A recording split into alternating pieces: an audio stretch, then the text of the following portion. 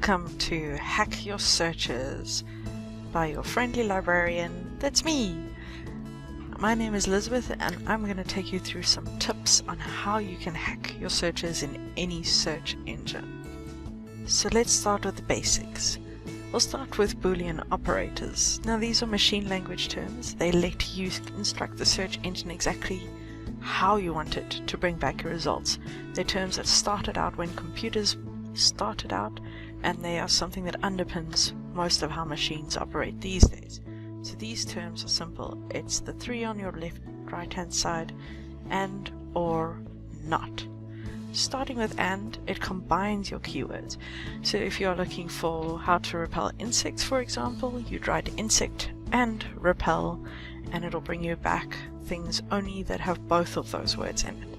So this is something that's done by most databases these days. You don't have to actually put and in between anymore, but if you are struggling, it's something that you can add in to make sure it's. Next is or. Or is used for concepts that mean the same thing, so these could be exact synonyms or they could be conceptual synonyms. It tells the database to bring back things that can have one or the other or both in it, so it doesn't really matter. So for example, we've got passion fruit or granadilla. You can go passion fruit or granadilla and it'll bring back things with both of those in it. Then our last one is not. Now this one really is used to exclude a term. If you find something keeps coming up in your searches that's not relevant, you can take that out by using not.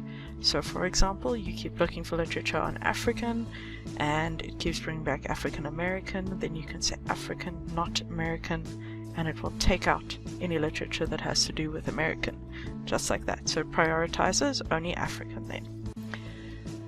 Then we've got our punctuation. So this also lets you tweak your searches and construct them a bit better. We'll start with phrases. That's really where there are two or more words next to each other. So for example, public protector, you can use inverted commas to indicate on either side of the two words, and then the search engine will look for those two words next to each other. Otherwise, the search engine looks for public, it looks for protector, but it doesn't find you public protector necessarily. The next one is root words and their derivatives. So if you have one word that you want to include, to look for the ing, the ed, so walk, walked, walking, walks, as you put a star there where the word changes, in this case walk with a star, and then it will look for all of those words together.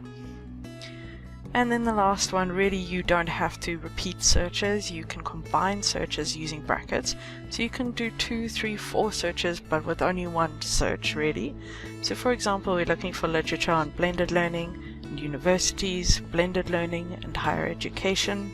You can combine it by writing blended learning and then brackets around where the two concepts are the same, higher education or university, and then close the brackets and it will do both those searches in one. Just keep in mind that these tips work on all search engines, like I've said at the beginning of the video, but you may just have to tweak them a bit per database. It's really important to have a look at the advanced help for the search, which is always available on every database, and see what they use. For example, the concept not. Some databases use just the word not, some use the word and not, while others use a minus sign. But let's get to the good stuff. Google tips. You can search for specifics in Google just by knowing what to type. So if you're looking for a specific file type, for example like a PDF, you can just add the words filetype.pdf in your search. For example, as you can see on the screen, Becoming Michelle Obama, file type PDF, and it will only bring you back PDF documents that have got those words attached to it. Similarly, you can search any website from the comfort of your own Google just by adding in the word site and the URL. So if you want to look for your exam timetable but you're too lazy to go look for it where it is on the Stellenbosch website, just type in the exam timetable, site, and then the Stellenbosch URL. And there we go. So those are some quick search tips. Now try it yourself. Let me know if you were successful in using any of these, and leave a comment to say how you found trying these new skills out. Thank you.